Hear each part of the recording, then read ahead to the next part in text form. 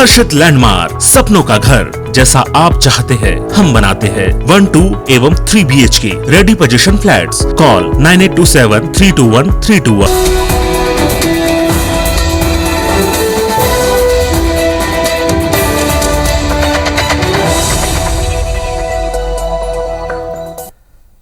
नमस्कार, आप देख रहे हैं IBC 24। मैं हूं आपके साथ विजय कुमार पंड्या। शुरुआत करेंगे समाचार की। हिमाचल दौरे से लौटने के बाद मुख्यमंत्री भूपेश बघेल ने जानकारी दी है कि छत्तीसगढ़ में 1 दिसंबर से धान की खरीदी होगी। साथ ही धान खरीदी में देरी के भाजपा के आरोपों पर कहा कि दिवाली में कौन किसान धान बेचेगा, किसानों को पैसों की कमी नहीं आएगी। 1 नवंबर को ही न्याय योजना की किश्त उन्हें मिल जाएगी। रायपुर एयरपोर्ट पर मीडिया से बातचीत करते हुए कहा कि हिमाचल प्रदेश में सभी सीटों पर कांग्रेस की जीत हो रही है। इसके साथ ही उन्हें यूपी की जिम्मेदारी मिलने और पूर्व मुख्यमंत्री रमन सिंह को कोई जिम्मेदारी नहीं दिए जाने पर उन्होंने कहा कि वे छत्तीसगढ़ से बाहर जाते ही नहीं, उन्हें भी जिम्मेदारी मिलनी चाहिए। इसके अलावा आदिवासी नृत्य महोत्सव में भाजपा के सवाल उठाए जाने पर भी उन्होंने पलटवार किया।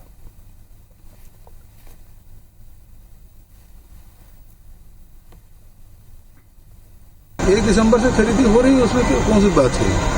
तारीख 1 तारीख से धान खरीदी के लिए। हाँ, तो 1 दिसंबर से उतार रहे हैं। और फिर अभी कौन सा धान कटाई तेजी से चल रहा है। जो अर्ली वेराइटी कुछ धान है, जो जिन किसानों के पास पानी की पहले व्यवस्था थी वो किसान कटाई कर रहे हैं, लेकिन व्यापक पैमाने पे वो कटाई नहीं हो रही है। होगा तो दीपावली है, दीपावली में कौन बेचने आएगा? लोग त्योहार मनाएंगे कि धान बेचने आएंगे? और 1 नवंबर को तीसरा किस्त किसानों के खाते में जाने वाला है। तो ऐसे कि कमी होगी ऐसी बात नहीं है किसानों की। यूपी की जिम्मेदारी मिली, इसमें रमन सिंह भी जो है योगी आदित्यनाथ से मुलाकात की। मिलना चाहिए, और राष्ट्रीय उपाध्यक्ष है, उनको तो कुछ जिम्मेदारी मिलना चाहिए। वो छत्तीसगढ़ से बाहर जा ही नहीं पाते। ये चाहते हैं कि आदिवासी लंगोटी पहने रहे, आदिवासी जंगल में रहे। ये इनकी मानसिकता है और वो इस बहाने उजागर हो रहे हैं। जहाँ तक कि आदिवासी नृत्य महोत्सव कराने में कोई अरबों रुपए खर्च नहीं हो रहे हैं, जिससे कर्ज लेना पड़े। मैं समझता हूँ कि सबसे असफल और जुमलेबाज प्रधानमंत्री के रूप में नरेंद्र मोदी जी का नाम दर्ज होगा, ऐसा मैं समझता हूं। प्रदेश कांग्रेस अध्यक्ष मोहन मरकाम ने दिल्ली में कांग्रेस अध्यक्ष सोनिया गांधी से मुलाकात की है। इससे पहले कि मोहन मरकाम राहुल गांधी से भी मिले। दोनों के बीच 15 मिनट से ज्यादा देर तक छत्तीसगढ़ प्रदेश कांग्रेस कमेटी की संगठनात्मक गतिविधि और छत्तीसगढ़ की राजनीतिक परिस्थितियों को लेकर विस्तृत चर्चा हुई है। मोहन मरकाम ने राहुल गांधी को बताया कि साल 2023 में होने वाले विधानसभा चुनाव के लिए हमने तैयारियां शुरू कर दी हैं। बूथ को मजबूत करने के लिए छत्तीसगढ़ में 23,000 से ज्यादा बूथ कमेटियों का गठन कर रहे हैं। मरकाम ने यह भी कहा कि कांग्रेस के नेता और कार्यकर्ता छत्तीसगढ़ सरकार के कामकाज को ज्यादा से ज्यादा प्रचार प्रसार कर रही है। मरकाम ने आज कांग्रेस महासचिव KC वेणुगोपाल, कोषाध्यक्ष पवन बंसल, मुकुल वासनिक से भी मुलाकात की। छत्तीसगढ़ के गृह मंत्री ताम्रध्वज साहू भी दिल्ली दौरे पर हैं। उन्होंने भी राष्ट्रीय अध्यक्ष सोनिया गांधी से मुलाकात की और यूपी समेत दूसरे राज्यों में होने वाले चुनाव को लेकर बात हुई। प्रदेश कांग्रेस अध्यक्ष श्री मोहन मरकाम दिल्ली गए थे। वहां पे उन्होंने अखिल भारतीय कांग्रेस कमेटी के द्वारा आयोजित प्रदेश अध्यक्षों और AICC के प्रदेश प्रभारियों की बैठक में शामिल हुए। इस बैठक में कांग्रेस की राष्ट्रीय अध्यक्ष श्रीमती सोनिया गांधी, श्री राहुल गांधी सहित अनेक नेता शामिल हुए। इस बैठक के पश्चात प्रदेश कांग्रेस अध्यक्ष मोहन मरकाम कांग्रेस के राष्ट्रीय नेता माननीय श्री राहुल गांधी से मुलाकात की। कांग्रेस के राष्ट्रीय कोषाध्यक्ष श्री पवन बंसल सहित अनेक AICC के पदाधिकारियों से मुलाकात करके उन्होंने छत्तीसगढ़ के संबंध में, देश के राजनीति के संबंध में समसामयिक विषयों पर चर्चा की। मध्य प्रदेश में खंडवा लोकसभा समेत रेगांव, पृथ्वीपुर और जोबट विधानसभा उपचुनाव के प्रचार का शोर थमने के बाद प्रशासन और पुलिस एक्टिव हो गई और इसी के तहत चुनाव क्षेत्र में मॉनिटरिंग, मतदान और सुचारू रूप से लेकर प्रशासनिक व्यवस्थाएं, तैयारियां तेज हो गई हैं।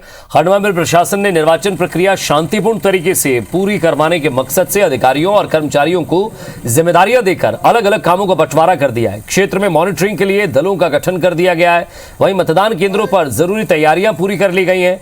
वहीं पुलिस पुलिस ने पुख्ता सुरक्षा व्यवस्था का दावा किया है। इधर रेगांव में निर्वाचन क्षेत्र में नाकाबंदी कर दी गई है। जगह जगह चेक पोस्ट बनाकर नाके बनाकर सघन चेकिंग अभियान चलाया जा रहा है।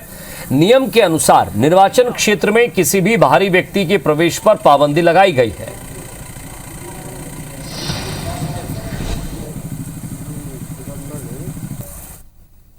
निर्वाचन आयोग के निर्देश हैं कि चुनाव प्रचार जो है वो 48 घंटे पहले और 72 घंटे पहले खत्म होना है, तो वो सब समाप्त हो चुका है। निर्वाचन आयोग का जो निर्देश है 50% मतदान केंद्रों पे वेबकास्टिंग और सीसीटीवी की जा रही है, साथ ही उन पे माइक्रो ऑब्जर्वर्स भी भेजे जाएंगे।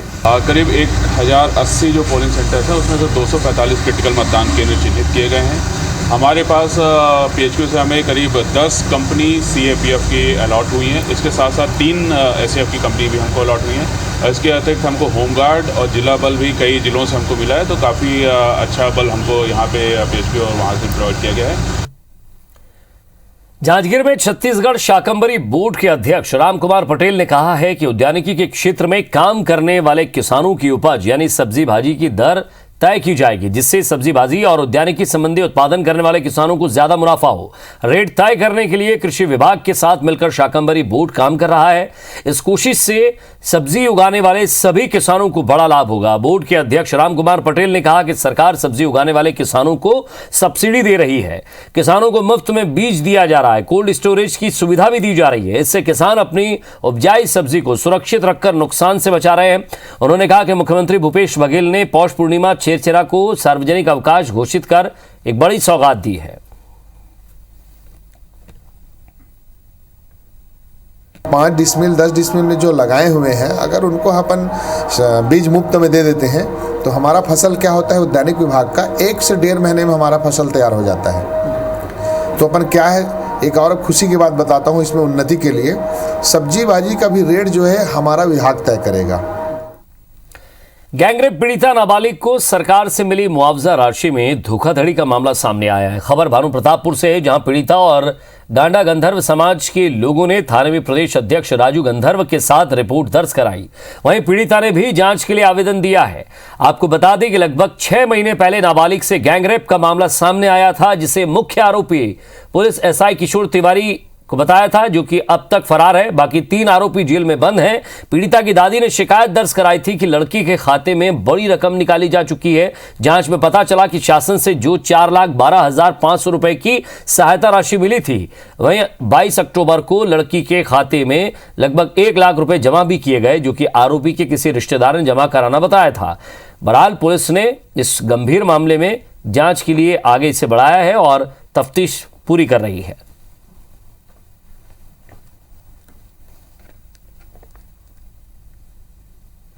जो राहत राशि है उसके खाते में आए हैं, किंतु उस तक नहीं पहुंचे और इसकी जानकारी उसे नहीं है, जिस संबंध में समाज द्वारा आवेदन दिया गया है और उसका जांच की जाएगी और जांच पे जो भी दोषी व्यक्ति होगा उसके खिलाफ कार्रवाई की जाएगी। रायसेन जिले में धान की खरीदी जारी है। दरअसल नीलामी के लिए धान की बम्पर आवक आ रही है। करीब 500 से 700 ट्रॉलियां प्रतिदिन आ रही है, लेकिन उचित दाम न मिलने से किसान परेशान हैं। किसानों का कहना है कि धान का उचित मूल्य नहीं मिल रहा है। वक्त के साथ धान की कीमत घटती जा रही है, जिससे घर चलाना मुश्किल हो गया है। वहीं कृषि उपज मंडी सचिव DC लड़िया का कहना है कि किसान सूखी धान नहीं ला रहे हैं, इसलिए धान के दाम उन्हें कम मिल रहे हैं। अगर वे सूखे धान लेकर आएंगे तो ज्यादा रुपए मिलेंगे। आपको बता दें कि मंडी में दूसरे जिले के किसान भी पहुंच रहे हैं।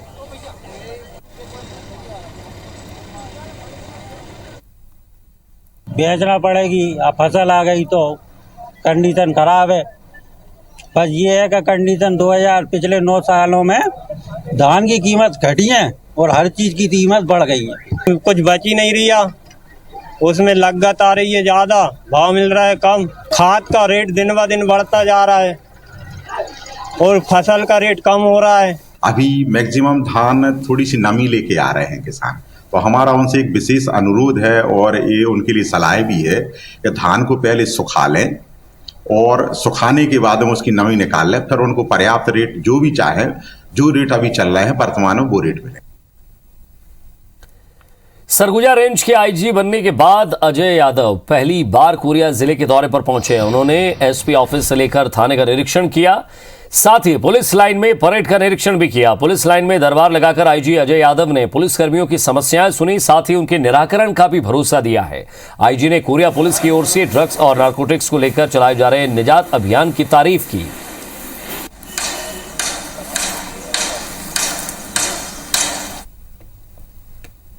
नशा के विरुद्ध जो हमारा अभियान है उसमें अपने जो रूटीन जो कार्रवाई है उससे इसमें आगे बढ़ी है। सिर्फ कार्रवाइयाँ नहीं की जा रही है, इसमें जो नशे के शिकार लोग हैं उनको आइडेंटिफाई किया गया है। उनको आइडेंटिफाई करके उनको नशे से पूर्णतः दूर करने। और एक नजर बिग न्यूज पर। आर्यन खान से जुड़े मुंबई क्रूज ड्रग्स केस की जांच कर रहे एनसीबी के जोनल डायरेक्टर समीर वानखेड़े पर लगे रिश्वतखोरी के आरोपों की जांच शुरू हो गई है। एनसीबी की विजिलेंस विंग टीम ने वानखेड़े से करीब 4 घंटे तक पूछताछ की, साथ ही इस केस से जुड़ी फाइलों को भी अपने कब्जे में ले लिया है। क्रूज ड्रग्स केस में आर्यन खान सहित अरबाज मर्चेंट और मुनमुन धमीचा को आज भी जमानत नहीं मिली। अब बॉम्बे हाई कोर्ट में गुरुवार को सुनवाई होगी। आपको बता दें कि आर्यन खान की बेल एप्लीकेशन 2 बार रिजेक्ट हो चुकी है। वे 8 अक्टूबर से जेल में हैं। पेगासस जासूसी मामले की जांच करवाने की मांग को लेकर दायर याचिकाओं पर सुप्रीम कोर्ट ने फैसला सुना दिया है। अदालत ने जांच के लिए एक्सपर्ट कमेटी का गठन किया है, जो सुप्रीम कोर्ट के रिटायर्ड जस्टिस आरवी रविंद्रन की अध्यक्षता में काम करेगी।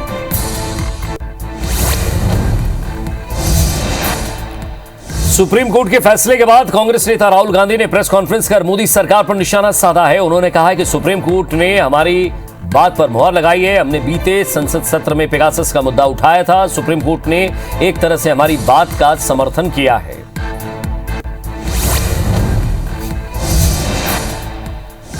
नेशनल स्पोर्ट्स अवार्ड कमेटी ने टोक्यो ओलंपिक में भारत को गोल्ड मेडल दिलाने वाले जेवलिन थ्रोअर नीरज चोपड़ा समेत 11 खिलाड़ियों का नाम साल 2021 के मेजर ध्यानचंद खेल रत्न अवार्ड के लिए प्रस्तावित किया है। इनमें 5 पैरा एथलीट्स भी शामिल हैं।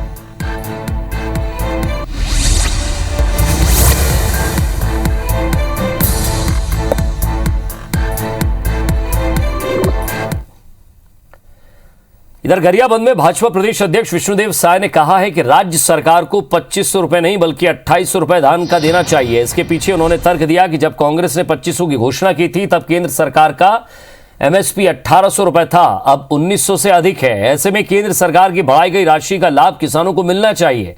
हालांकि जब उनसे भाजपा की सरकार आने पर 2800 रुपए देने के बारे में पूछा तो गोलमाल जवाब देते हुए नजर आए। उन्होंने प्रदेश में माफिया राज चलने की बात कही। सर्वे में भूपेश बघेल के सीएम नंबर 1 बताए जाने पर उन्होंने कहा कि यहां भ्रष्टाचार और माफिया राज के मामले में प्रदेश नंबर 1 बना हुआ है। 750 रुपये करीब प्रति क्विंटल अंतर की राशि है और इस बीच में केंद्र सरकार फिर एमएसपी बढ़ाया है।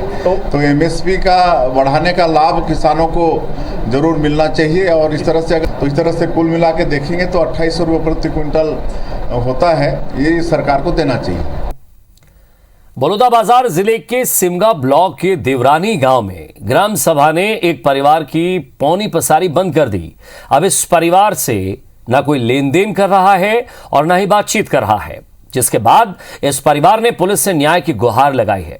आखिर क्या है पूरा मामला, आपको दिखाते हैं।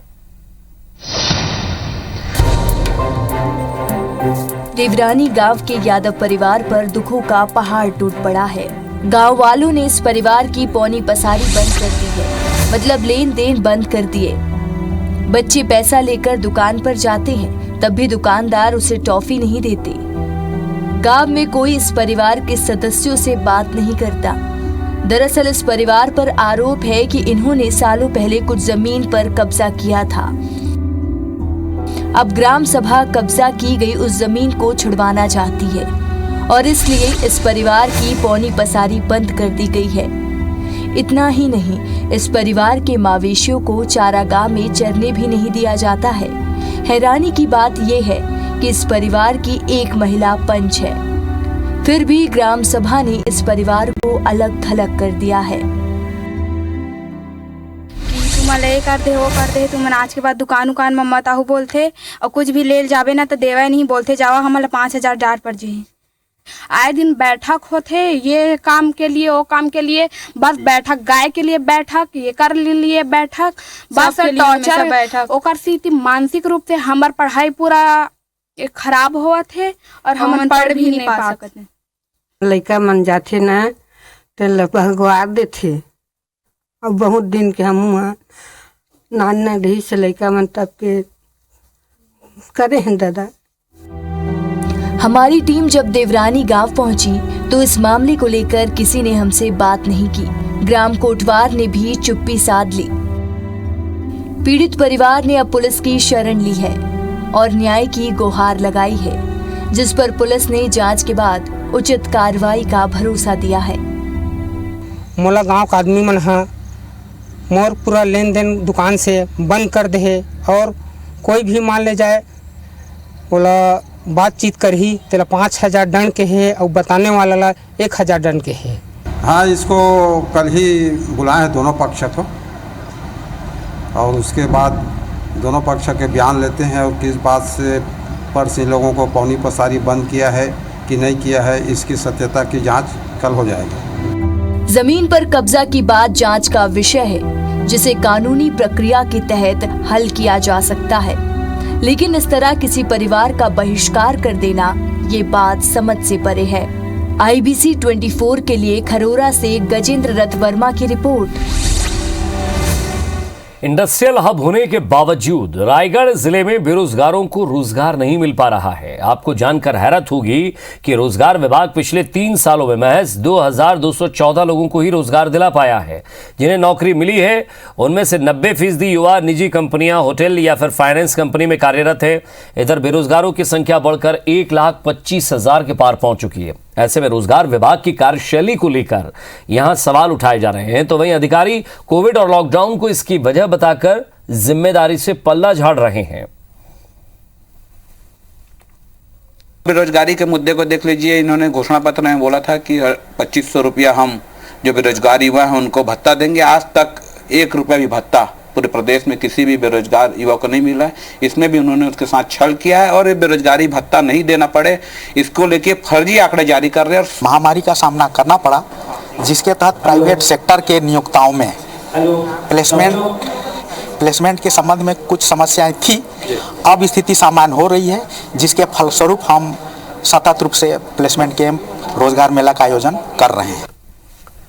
इंदौर में डेंगू के मामले लगातार बढ़ते जा रहे हैं। शहर में अब डेंगू के 18 नए मरीज सामने आए और इसके साथ ही मरीजों की संख्या 762 पहुंच गई है। नए मरीजों में 4 बच्चे भी शामिल हैं। वहीं विजयनगर, सुखलिया, सपना संगीता ये ऐसे हॉट स्पॉट बनते जा रहे हैं जहां से लगातार मरीज मिल रहे हैं। वहीं कंचनविला, विजयनगर, देवास नाका, सागर विहार, सुखलिया, गिरधर नगर, एबी रोड से नए मरीज मिले हैं। दरअसल डेंगू पीड़ितों का आंकड़ा इस साल पिछले साल से 8 गुना ज्यादा है। डेंगू पीड़ितों की संख्या पिछले साल सिर्फ 86 थी।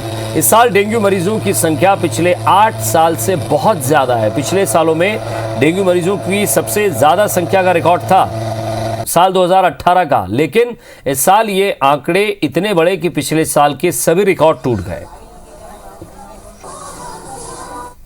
नगर निगम से कांटेक्ट करके मलेरिया विभाग हमारे जितने भी कर्मचारी वगैरह हैं सारे एक 2 मिलके सभी लोग एक टीम बना ली है और टीम उस एरिया को विजिट कर रही है और पूरा लार्वा सर्वे वगैरह सभी कुछ कर रहे हैं। तो देख रही है जल भराव वाली स्थिति है तो उसको भी कंट्रोल कर रही है। सीएम भूपेश ने अपने बयान में 1 दिसंबर से धान खरीदी की जानकारी दे दी है, लेकिन पिछले बीजेपी पहले से ही 1 नवंबर से धान खरीदी की मांग कर रही थी। इसे लेकर जगह जगह प्रदर्शन किए जा रहे हैं। धमतरी में बीजेपी कार्यकर्ता यहां पदयात्रा करते हुए कलेक्टोरेट पहुंचे हैं और राज्यपाल के नाम जिला प्रशासन को ज्ञापन सौंपा है। पदयात्रा के दौरान सड़क के गड्ढों को भी यहां पाटा गया। सरकार को किसान विरोधी बताकर बीजेपी ने 1 नवंबर से धान खरीदी और 2 साल का बोनस देने की मांग की। वहीं जगदलपुर में भी भारतीय जनता पार्टी के नेताओं ने प्रेस कॉन्फ्रेंस करते हुए कांग्रेस को घेरा और कहा कि सत्ता में आते ही कांग्रेस बारदाने की व्यवस्था तक नहीं कर पा रही है। बीजेपी प्रतिनिधिमंडल ने बस्तर कलेक्टर को राज्यपाल के नाम ज्ञापन सौंपा है। इधर सरगुजा संभाग में धान खरीदी की तैयारियां शुरू कर दी गई हैं, लेकिन पिछले साल हुए धान शॉर्टेज का मामला अब तक सुलझ नहीं पाया है। संभाग में 15 करोड़ रुपए के 59,000 क्विंटल शॉर्टेज धान की भरपाई नहीं हुई है। बैंक ने समितियों को नोटिस जारी कर एफआईआर की चेतावनी दी थी, जिस पर समितियों ने भी मोर्चा खोल दिया था और इसके लिए विपणन विभाग को दोषी बताया था और समय पर धान उठाव नहीं होने पर धान की शॉर्टेज की बात कही गई थी। इधर धमतरी में एक सरकारी वाहन पुल से नीचे गिर गया। हादसे में कुरुद आईटीआई में पदस्थ 2 प्रशिक्षक अधिकारियों की मौके पर ही मौत हो गई, जबकि एक कर्मचारी घायल हो गया है। हादसा मगरलोड कुरुद मार्ग पर मेगा पुल पर हुआ है। सूचना मिलने पर मौके पर पहुंचे पुलिस ने शव को निकाला और घायलों को अस्पताल में भर्ती करवाया। बताया यह जा रहा है कि कुरुद आईटीआई के 3 प्रशिक्षण अधिकारी वाहन पिकअप से किसी कार्य से मगरलोड जा रहे थे। वापस लौटते वक्त एक वाहन को ओवरटेक करने के दौरान यह हादसा हुआ।